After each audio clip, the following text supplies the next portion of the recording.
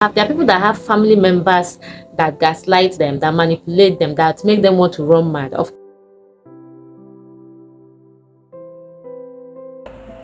Hello, I'm Amarachi. Thank you for having me on your screen. You know something we don't talk about enough? It's how it is possible to have family members who are not your friends. Yes, family but not friends. It is allowed. It is not a crime. It doesn't make you a bad person. You are not a witch. Somehow we were taught that once it's a blood relationship, it must be besties by force. Give them automatic access, automatic closeness, automatic tell them everything. But then life said, eh. Oh Lord, sometimes what you share is DNA, not gist. You share your last name, not your last life. You share Christmas rice, but you don't share emotional safety. And like I said, it doesn't mean that you are wicked. It does not mean that you are ungrateful. It just means that you have noticed that peace is sweet. I mean, you can love people and still keep boundaries intact. You can respect family and still not give them. Like, you can respect family and still not give them the front row seat to your life. Not everybody needs backstage access. Some people are just meant to be in your audience, either applauding for you or doing I don't know if I got that right. Maturity is realizing that forcing closeness is exhausting. Like, have you tried to force yourself to be close to someone that drains your energy? It's mental torture. We need to learn that boundaries are not insults, and choosing your sanity is not rebellion. Some people are family by blood. Some people are family by choice. And knowing the difference, that one is wisdom, it's common sense, it's freeing. If this sounds familiar, you are not mad, you are not alone. You are just growing, you are just knowing yourself. Sometimes you find family in strangers, people you did not grow up with, people who don't share your last name, people who are not from your village, people who don't know your childhood stories, but somehow they understand your silence.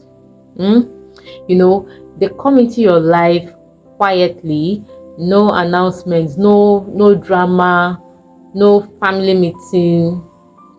It could be just one conversation, it could be just one moment of kindness, one unexpected, "Are you okay? Really, how are you?"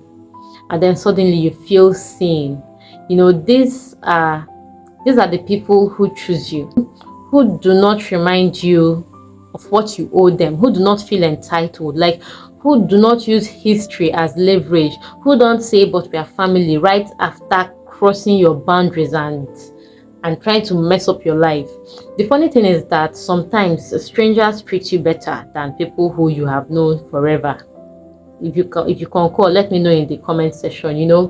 They listen to you without judgment, they celebrate you without competition, like they show up without reminding you 10 times, without reminding you for the rest of your life, without feeling entitled to you because they showed up. It just expands the meaning of it. And no, this does not erase your family, because family is not only about blood, it's about safety, consistency, respect, and the people who make space for you to be fully yourself without drama, without performance, without explanation, without walking on eggshells. So if you found comfort in unexpected places, if your safe people do not share your surname, if your heart feels lighter around those you just met, you are not strange, you are not disloyal, but you've simply discovered that family can be found. And yes, sometimes it finds you first. So yes, it's beautiful when you have family that sees you.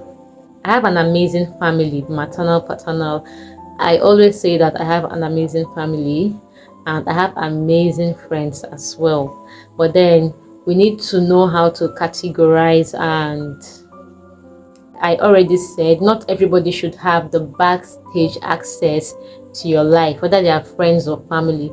You yourself, you know the people that are your safe space. Yes, there are people with families that have, there are people that have family members that gaslight them, that manipulate them, that make them want to run mad. Of course, that want to Monica them, that want to become like Monica's mother to them. Yes, if you've seen the movie Monica, let me know in the comment section. So if you're like that, if you have a family where you're always feeling like, where if you are from a Monica kind of family, always remember that you can find family in friends. Like, I can't remember her name, but you get the point I'm trying to make.